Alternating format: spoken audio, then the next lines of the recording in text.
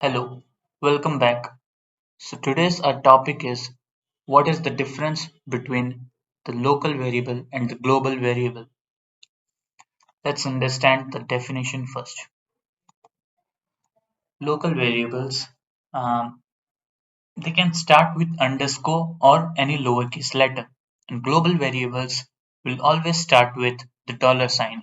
The most basic difference and the most important difference between them is local variables, I repeat, local variables are available only inside the block of its initialization, and the global variables can be accessed anywhere in the program. Local variables are only available inside the block of its initialization, means that if you define a local variable inside a method or inside a loop, it will be available only inside that particular block, and global variables can be accessed anywhere. Let's see with the example. Now here I will define a method. So if you are not familiar with what are methods, you don't need to worry about that right now. This is just a basic, and we just need to understand what the difference between the local and global variables. Okay. So suppose I create a method and I name it check local variable. Okay. So now here I will create a variable, a local variable. Let's name it company name and assign it a string value proteki. Now we will try to print this variable, this particular variable outside of this method. So now we should get an error.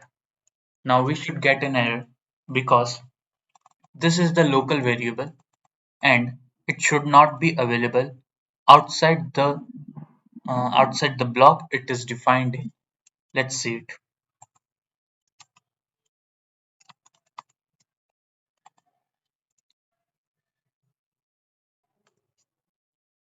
See, I've got the error undefined local variable or method company name because it is not available outside and it is just available inside this particular method. Now, what if I define outside proteki 2? So now it should not give error. So now it should not give error because we have already defined it. Let's see. See, it has given us the second value proteki 2. Okay, so I hope you got the point about what is a local variable. Now let's understand in the same program what is the global variable. Now I'm going to create a global variable. We will name it uh, global variable, let's say, and we name it YouTube.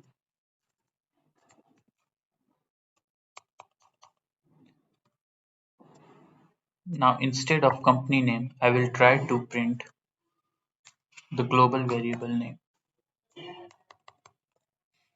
Now what it should give. Pause the video and decide the answer that what it should give the output. Let's see what is the output. See, it's the YouTube because we can access the global variable anywhere we want. Now, let's say we want to access this inside a method and then we will call that method and it will be printing the global variable.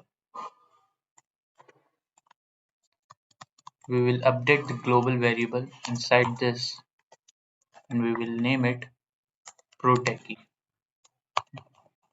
Now the global variable is updated and we are going to print it. So for methods in Ruby, you have to whatever the last statement is, it will get returned. So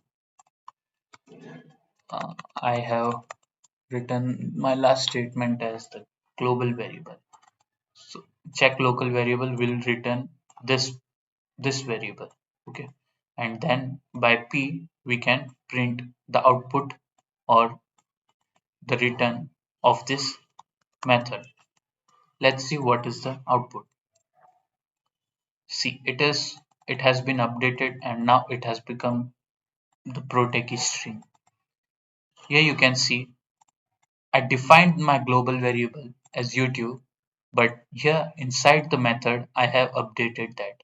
Now while calling that function, this global variable is updated and I have written that, so we can see the output is proteki. Okay, I hope you understand the video. Thanks for watching.